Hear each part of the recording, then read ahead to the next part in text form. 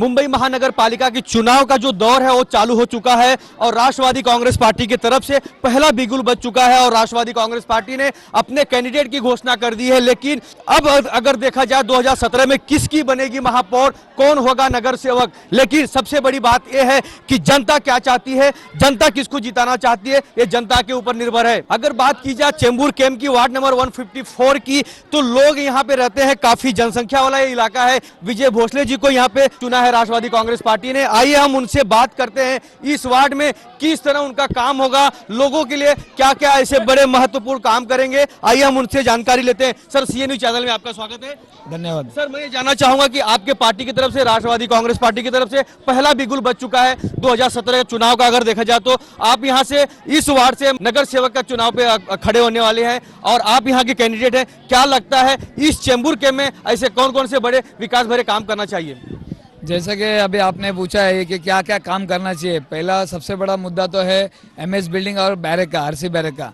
जो पाकिस्तान से जो लोग यहाँ पे आए और उन्होंने काफ़ी मेहनत करके अपना घर बनाया, यहाँ पे घरों को थोड़ा डेवलप करके दिया। ये रेफ्यूजी कैंप था जो आर्मी के लोगों का कैंप था, उनको गवर्नमेंट ने इनको जब भी डिवाइडेशन हो गया था इंडिया पाकिस्तान के टाइम पे तभी दिया गया था। इनको उसके साथ में एक सनद दी थी और उस दिन से लेके आज तक इस बिल्डिंगों को किसने ध्यान नहीं दिया, ना रिपेयरिंग किया, ना बैरकों का कोई ध्यान दिया। और ये सबसे बड़ा मुद्दा रहा, 40 साल तक बिल्डिंगों की मरम्मत नहीं की गई, जबकि गवर्नमेंट का काम था। जब उनको घर दिया है तो उसको रिपेयरिंग भी करना चाहिए, या तो फिर उनको ओनरशिप राइट देना चाहिए, वो बनाने के लिए, अपना डेवलपमेंट करने के लिए आगे रेडी हो जाते थे। लेकिन वो भी गवर्नमेंट ने नहीं किया, क्योंकि इनको वैसे ही लटका के रखा है। आज 40-50 साल हो गए, कोई ध्यान नहीं दिया।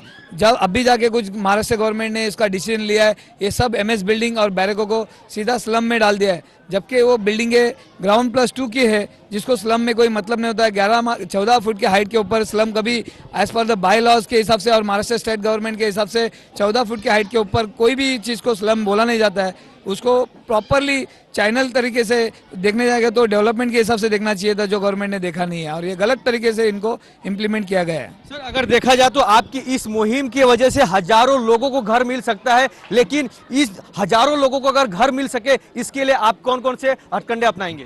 देखिए, मैंने अभी जैसा अभी आपको बोला, यहाँ पे काफ़ी सिंधी भाई लोग हैं जो पाकिस्तान से, कराची से, मुल्तान से, सिंध से आए हुए, और उनका जो फैमिली जो ये 4th जनरेशन है उनके, और 4th जनरेशन में इनको अगर गवर्नमेंट ने वैसे के वैसे ही लगा के रखा है कि बाबा नहीं तुम लटकते रहो, तो ये तो चीज़ गलत है। जबकि उनको उनका हक मिलना चाहिए। और एक एक के घर में 3-3, 4-4 फैमिलीज हो गई है। वो अगर 269 एरिया में जाएंगे, अभी ऑलरेडी वो लोग 180 कारपेट में रहते हैं, गवर्नमेंट उनको 269 देगा, तो फायदा कुछ भी नहीं इतना 50 साल के बाद। हालांकि एसआरए में आप देखो तो 300 फुट का घर ऑफिशियली दिया जा रहा है। जो लोगों को बेनिफिट होना चाहिए वो हो रहा ही नहीं है। और मैं चाहता हूँ कि गवर्नमेंट इसके ऊपर बहुत जोर से जो अपना जो ये नियम है डाला हुआ लागू किया है वो चेंज करे और लोगों को अच्छा 485 या 500 स्क्वायर फीट का घर दे दे।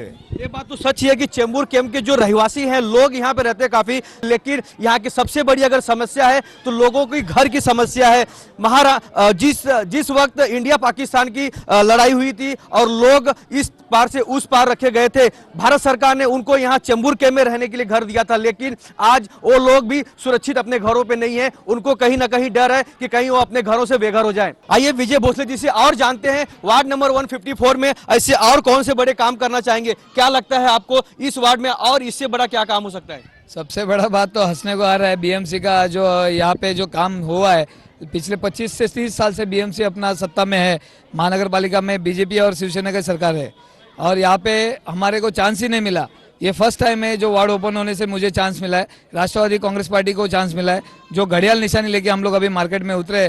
तो ऐसा नहीं कि हम लोग अपना पूरा जोर लगा के इस वार्ड से चुन के आने के लिए कोशिश कर रहे हैं। और दूसरी बात, आज ही एक साईं बाबा मंदिर है बैरक में, आरसी बैरक में, वहाँ पे गटर लाइन का अंदर गैस चेंबर फट गया और उसका जो ढक्कन था वो 20 फुट हाइट में उड़ गया, जिसके वजह से 3-4 घरों के ऊपर इफेक्ट हो गया उसका। तो गवर्नमेंट आगे आप देखो कि नीचे नाले में से भी धुआं निकलना चालू हो गया है। तो ये गवर्नमेंट की जरूरी है ऐसे है हरकतें जो देख रहे लोग। आज कल उधर कोई बच्चा रहता था 4 साल का, 5 साल का, उसका जगह पे डेथ हो जाती थी। जो टैंक का जो ढक्कन उड़ा है वो रियली सबके लिए बहुत डेंजर है। इसीलिए बोल रहा हूँ कि बीएमसी को अभी सुधरना होगा, नहीं तो हम सुधरने के लिए अभी रास्ते पे उतरे। सर, अगर देखा जाए तो इस वार्ड में पहले जो नगर सेविका थी वो भारतीय जनता पार्टी की नगर सेविका है, लेकिन क्या लगता है कि उन्होंने काम नहीं किया, इस वजह से इस तरह के प्रॉब्लम हो रहे हैं? देखो काम नहीं किया उसके लिए मैं कुछ बोलूंगा नहीं, लेकिन ये जरूर बताऊंगा अगर उन्होंने अच्छी तरह से लीड करते थे तो शायद जरूरी थोड़ा बहुत तो कम से कम चेंजेस होता था, जो चेंजेस हुआ नहीं है क्योंकि लोगों ने खाली कंप्लेंट्स दिए। और उनका भी गलती ये नहीं है कि महिला होने से आज एक लेडी अपने घर में देखेगी क्या बाहर देखेगी। हर लेडी को आजकल घर भी पहला देखा जाता है, फिर अपना बाहर का संसार देखा जाता है, तो लेडीज बेचारी वो क्या करेगी। लेकिन मेरा ये कहना है कि लोगों को यही बोलना है कि कोई जेंट्स आदमी रात को 2 बजे भी घर पे आएगा तो उसको कोई डर नहीं है, लेकिन लेडीज रात को 12 बजे के बाद घर पे आना तो उसके लिए डर रहता है। तो ये सब चीज़ के लिए लेडीज मेरे हिसाब से ऐसे जगह पे जहाँ पे पब्लिक का सेंसिटिव एरिया है, जहाँ पे पब्लिक सोच समझ के चलती है, जिसको तकलीफ हो सकती है, वो बेचारे लेडीज वहाँ पे नहीं पहुँच सकते बिकॉज उनके अपने पर्सनल भी प्रॉब्लम रहते हैं। तो मैं उनको दोष नहीं दूंगा, वो उनका काम जितना था उन्होंने किया है, लेकिन मैं वही बोलूंगा कि किसी को भी चुन के दो कि जेंट्स आना चाहिए। जो आदमी चुन के आएगा वो एटलीस्ट कम से कम 12-1 बजे 2 बजे तुम्हारे काम के लिए आ सकता है। ये बात तो सच है कि राष्ट्रवादी कांग्रेस पार्टी महाराष्ट्र में अच्छे का पहले जब इनका सत्ता था तो काफी इन्होंने विकास भरा काम किया है। महाराष्ट्र की तरफ से उनको घर दिए गए थे लोगों को, गरीबों को। लेकिन आइए हमारे साथ कुछ और लोग हैं, हम उनसे जानकारी लेते हैं। क्या कहेंगे, आप इस चेंबूर कैंप में रहते हैं, क्या लगता है चेंबूर कैंप का विकास किस तरह होना चाहिए? चेंबूर कैंप का विकास इस तरह होना चाहिए कि हमारे यहाँ पे बहुत सी समस्या है जो अभी तक पूरी हुई नहीं। जैसे आपको अभी बताया गया कि विजय भाई ने कि बहुत से हमारे यहाँ पर शौचालय है, ये गटर लाइन है, बहुत से ये काम टेनिस के काम है, ये अभी तक पूरे क्लियर हुए नहीं है हमारे कहने पे। जब भी बरसात आती है तो पानी भर जाते हैं, एरिया में थोड़े पानी ऐसे जमा हो जाते हैं। तो यही प्रॉब्लम आज से नहीं, आज से 20-25 साल से यही हो रहा है अभी तक।